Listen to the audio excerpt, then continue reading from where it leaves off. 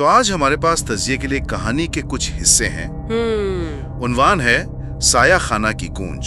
جی بہت خوب۔ تو آئیے اسی سوال کو ذہن میں رکھتے ہوئے کہانی کا آغاز کرتے ہیں۔ منظر کچھ یوں ہے کہ شدید بارش کی ایک رات ہے اور حمزہ ایک سنسان سڑک پر اکیلا گاڑی چلا رہا ہے۔ یہی سڑک اسے 15 سال بعد سایہ خانہ کی طرف واپس لے جا رہی ہے۔ اور مقامی لوگ اسے گھر نہیں بلکہ ایک عذاب سمجھتے ہیں۔ جی، ایک عذاب۔ یہ جو ابتدائی منظر ہے نا، یہ اتنا بوجھل ہے کہ آپ کو محسوس ہوتا ہے کہ کچھ اچھا نہیں ہونے والا۔ بالکل، مصنف یہاں صرف موسم کا حال بیان نہیں کر رہا، ایک طرح سے وہ حمزہ کی اندرونی کیفیت کا نقشہ کھینچ رہا ہے۔ مطلب باہر کا طوفان، باہر کی بارش اور طوفان دراصل اس کے اندر پچھلے 15 سال سے چلنے والے طوفان کا عکس ہے۔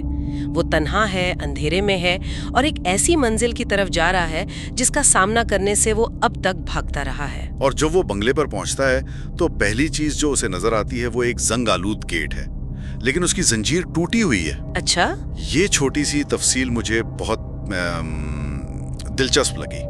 زنگ آلود گیٹ تو سمجھ آتا ہے، 15 سال سے بند جو پڑا تھا، لیکن زنجیر کا ٹوٹا ہونا یہ اشارہ دیتا ہے کہ یہ جگہ اتنی بھی ویران نہیں جتنا وہ سمجھ رہا تھا، جیسے کوئی حال ہی میں اندر گیا ہو۔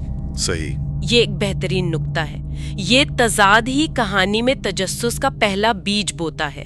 زنگ جو ہے وہ گزرا ہوا وقت ہے، وہ 15 سال جو بیت گئے۔ اور ٹوٹی ہوئی زنجیر؟ ٹوٹی ہوئی زنجیر ایک حالیہ عمل ہے، ایک موجودہ خطرہ ہے۔ یہ اس بات کی علامت ہے کہ ماضی جو اب تک قید تھا اب آزاد ہو چکا ہے۔ یہ ایک ہی وقت میں ایک دعوت بھی ہے اور ایک وارننگ بھی۔ اور یہی منظر حمزہ کو سیدھا ماضی میں لے جاتا ہے۔ اسے یاد آتا ہے کہ جب وہ صرف 12 سال کا تھا اس نے اسی گھر کی کھڑکی میں ایک روشنی دیکھی تھی، حالانکہ سب کہتے تھے کہ وہاں کوئی نہیں رہتا۔ اور وہی رات تھی جب اس کی چھوٹی بہن عائشہ غائب ہو گئی تھی۔ آخری بار اسے اسی بنگلے کی طرف جاتے دیکھا گیا تھا۔ 15 سال یہ بہت لمبا عرصہ ہے اس بوجھ کے ساتھ جینے کے لیے۔ اور یہی احساس جرم ہی اس کہانی کا انجن ہے۔ صحیح۔ 15 سال کے وقفے کی نفسیاتی اہمیت بہت گہری ہے۔ یہ حمزہ کو ایک معصوم لڑکے سے ایک ایسے شخص میں بدل دیتا ہے جس کی پوری زندگی اس ایک رات کے سائے میں گزری ہے۔ وہ جواب ڈھونڈنے آیا ہے، چاہے وہ جواب کتنا ہی خوفناک کیوں نہ ہو۔ یہ صرف اپنی بہن کو تلاش کرنے کی کوشش نہیں، بلکہ یہ اپنے آپ کو اس بوجھ سے آزاد کرانے کی ایک آخری مایوس کن کوشش بھی ہے۔ تو اسی ہمت اور خوف کی ملی جلی کیفیت میں وہ گاڑی سے اتر کر اندر داخل ہوتا ہے۔ مرکزی دروازہ ہلکا سا دھکا دینے پر چرچراتے ہوئے کھل جاتا ہے۔ وہ آواز ہی اپنے اندر ایک پوری کہانی رکھتی ہے نا؟ بالکل۔ اندر گھپ اندھیرا ہے اور بارش کی گیلی مٹی کی خوشبو میں ایک پرانی بوسیدہ سی سڑاند کی مہک شامل ہے۔ یہاں مصنف ایک بہت ہی کلاسک ہارر ٹیکنیک استعمال کر رہا ہے۔ کون سی؟ اسے کہتے ہیں سینسری ڈیپریویشن اینڈ اوورلوڈ۔ مطلب وہ آپ کی دیکھنے کی حس کو اندھیرے سے مفلوج کر دیتا ہے۔ اچھا۔ جس کی وجہ سے آپ کی سننے اور سونگھنے کی حسیں غیر معمولی طور پر تیز ہو جاتی ہیں۔ دروازے کی چرچراہٹ، سڑاند کی بو، یہ سب مل کر آپ کے دماغ کو خالی جگہوں کو خود ہی خوفناک چیزوں سے بھرنے پر مجبور کر دیتا ہے۔ تو خوف اس میں نہیں جو آپ دیکھ رہے ہیں، بلکہ اس میں ہے جو آپ نہیں دیکھ پا رہے ہیں۔ اچھا، تو ایک بات جو مجھے لگی، حمزہ اندر جا کر آواز دیتا ہے، کوئی ہے؟ اس کی اپنی آواز خوف سے کانپ رہی ہوتی ہے۔ جواب میں خاموشی نہیں بلکہ ایک بہت ہی عجیب آواز آتی ہے، ٹک ٹک ٹک، جیسے کوئی دیوار پر ناخن رگڑ رہا ہو۔ بالکل۔ پہلے تو مجھے لگا شاید یہ صرف پرانے گھر کی آوازیں ہیں، جیسے پانی کا ٹپکنا، لیکن ناخن رگڑنے کا خیال وہ بہت مختلف ہے۔ وہ جان بوجھ کر کیا جانے والا عمل لگتا ہے، کوئی مشینی آواز نہیں۔ آپ نے بالکل صحیح پکڑا۔ یہ آواز اس لیے زیادہ خوفناک ہے کیونکہ یہ غیر انسانی بھی ہے اور ساتھ ہی ارادی بھی لگتی ہے۔ یہ کسی جانور کی آواز نہیں، نہ ہی گھر کے ٹوٹنے کی۔ ناخن رگڑنے کا تصور ہی تکلیف دہ ہے، اور یہ اس بات کا اشارہ ہے کہ اندھیرے میں جو کچھ بھی ہے وہ صبر سے انتظار کر رہا ہے اور اپنی موجودگی کا احساس دلا رہا ہے۔ وہ کھیل رہا ہے۔ یہ جسمانی خطرے سے زیادہ نفسیاتی کھیل کا آغاز ہے۔ جی بالکل۔ اس کے بعد حمزہ ہمت کر کے اپنے موبائل کی ٹارچ جلاتا ہے اور جو اسے نظر آتا ہے وہ اس کی ہمت توڑ دیتا ہے۔ दीवार पर लिखी हुई तहरीर? जी, दीवार पर लिखा है, वो अभी भी यहाँ है। लेकिन सबसे खौफनाक बात यह है कि ये लिखाई बिल्कुल उसकी बहन आयशा जैसी है। ये वो लम्हा है जहाँ कहानी का रुख बदलता है। एक तरफ तो उम्मीद है कि आयशा जिंदा है, दूसरी तरफ ये इतना खौफनाक है कि उसकी लिखाई वहाँ कैसे पहुंची। ये जुमला कहानी का पहला बड़ा मोड़ है। ये एक ही वक्त में उम्मीद भी है और अजाब भी। उम्मीद इस बात की कि शायद आयशा जिंदा है और ये पैगाम छोड़ गई है। और अजाब इस बात का कि वो से मुराद कौन है। क्या वो आयशा है या वो कोई और चीज है जिसके बारे में आयशा खबरदार कर रही थी। मुसन्निफ ने जानबूझकर इसे मुबहम रखा है। और आयशा की लिखाई का इस्तेमाल इसे मजीद जाती बना देता है ना। ये कोई अजनबी खतरा नहीं लगता। बिल्कुल, ये खतरे को बैरूनी से अंदरूनी बना देता है। ये अब सिर्फ एक पुरस्कार बंगले की कहानी नहीं रही, बल्कि ये हमजा के अपने माजी, उसकी अपनी बहन से जुड़ गई है। सही। ये लिखाई इस बात का सबूत है कि जो कुछ भी हो रहा है उसका मरकज हमजा का खानदान है। ये उसे जज्बाती तौर पर मजीद गहराई तक खींच लेता है, उसे भागने का कोई रास्ता नहीं देता। अब ये सिर्फ एक तजस्सुस नहीं रहा, ये एक जिम्मेदारी बन गई है। तो अब ये खतरा जाती हो चुका है और हमजा उसी खोज में टूटी फूटी सीढ़ियों से ऊपर जाता है।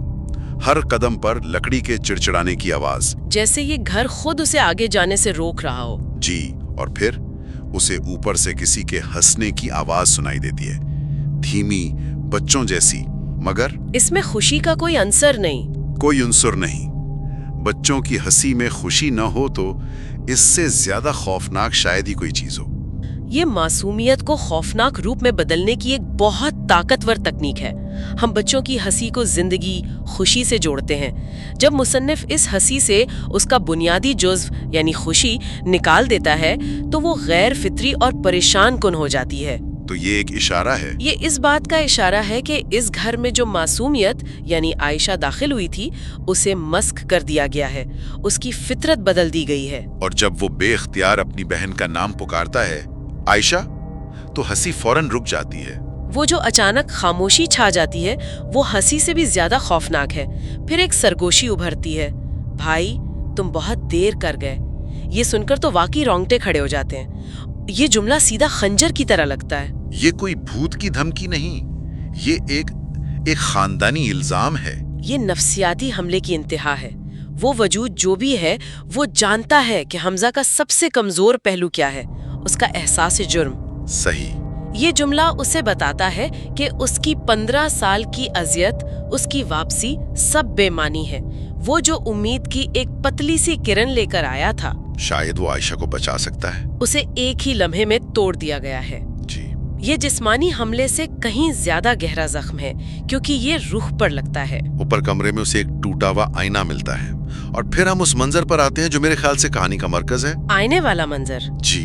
हमजा को आईने में अपना अक्स तो नजर आता है, लेकिन उसके पीछे एक साया खड़ा है, लंबा, बेशक्ल और आंखों की जगह गहरे खला। यहाँ अलामतों का इस्तेमाल बहुत गहरा है। टूटा हुआ आईना खुद हमजा की टूटी हुई शख्सियत की अलामत है। वो 15 साल से टूटा हुआ है। बिल्कुल। और आईने में नजर आने वाली चीज का हकीकत में ना होना ये इस बात की तरफ इशारा है कि अब हकीकत और वहम की सरहद मिट चुकी है।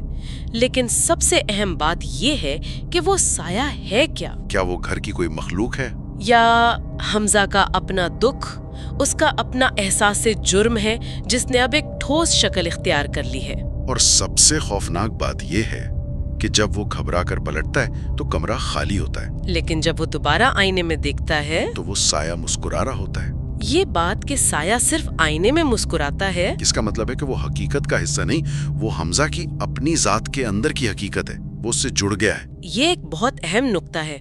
वो साया सिर्फ कमरे में मौजूद एक बैरूनी खतरा नहीं, बल्कि वो हमजा के अक्स से जुड़ा हुआ है, मतलब उसकी जात का हिस्सा बन चुका है। तो वो उससे भाग नहीं सकता। कैसे भागेगा? वो तो अब उसका अपना ही एक हिस्सा है। ये इस मरकजी सवाल को मजीद गहरा करता है कि क्या घर हमजा को आसीब ज़दा कर रहा है या हमजा अपने आसीब साथ लेकर घर में दाखिल हुआ था। और फिर कहानी अपने अंजाम को पहुंचती है। इसी लम्हे कमरे की रोशनी बंद हो जाती है, मुकम्मल अंधेरा। और इस अंधेरे में सिर्फ एक आवाज गूंजती है, अब तुम भी हमारे हो। यहाँ कोई लड़ाई नहीं, कोई बचने का रास्ता नहीं। ये एक फैसला है, एक हुक्मनामा। कहानी का इख्तिताम बहुत हतमी और मायूस कुन है। ये कोई धमकी नहीं बल्कि एक हकीकत का बयान है। और इस जुमले में लफ्ज हमारे सबसे अहम है। ये इस बात की तस्दीक करता है कि वहाँ एक से ज्यादा वजूद हैं और आयशा भी अब उनमें से एक है। तो हमजा अपनी बहन को बचाने नहीं आया था, उसे बुलाया गया था ताकि वो भी इस खानदान का हिस्सा बन जाए। वो जो तहरीर उसने दीवार पर देखी थी वो अभी भी यहाँ है। वो उम्मीद नहीं बल्कि एक जाल था। तो साया खाना की गूंज हमें दिखाती है कि किस तरह एक पुरस्रार माहौल, नफ्सियाती बोझ और आहिस्ता आहिस्ता बढ़ने वाला खौफ मिलकर एक मौसर कहानी बनाते हैं। जी। कहानी का इख्तिताम एक बेबसी और नाउमीदी के एहसास के साथ छोड़ देता है। ये कोई ऐसी कहानी नहीं जिसमें हीरो आखिर में जीत जाता है, बल्कि ये इस बात की कहानी है कि बाज़-औक़ात माजी इतना ताकतवर होता है कि उससे लड़ा नहीं जा सकता। और ये हमें उसी सवाल पर वापस लाता है जिससे हमने शुरू किया था। बिल्कुल, क्या साया खाना एक ऐसी जगह थी जो बुराई को अपनी तरफ खींचती थी, या हमजा और आयशा का दुख, उनके खानदान का एहसास जुर्म इतना गहरा था कि उसने खुद एक साये को जन्म दिया और उसे वहां रहने की जगह फराहम की? कहानी हमें कोई सीधा जवाब नहीं देती, और यही इसकी खूबसूरती है। ये खौफ को पढ़ने वाले के जहन में छोड़ जाती है। ये वाकई सोचने की बात है कि क्या माजी की यादें सिर्फ हमारे जहन में रहती हैं, या क्या वो इतनी ताकतवर हो सकती हैं कि वो किसी जगह को अपना घर बना ले, और फिर जब हम उन जगहों पर वापस जाएं तो वो हमें भी वहीं कैद कर लें हमेशा के लिए।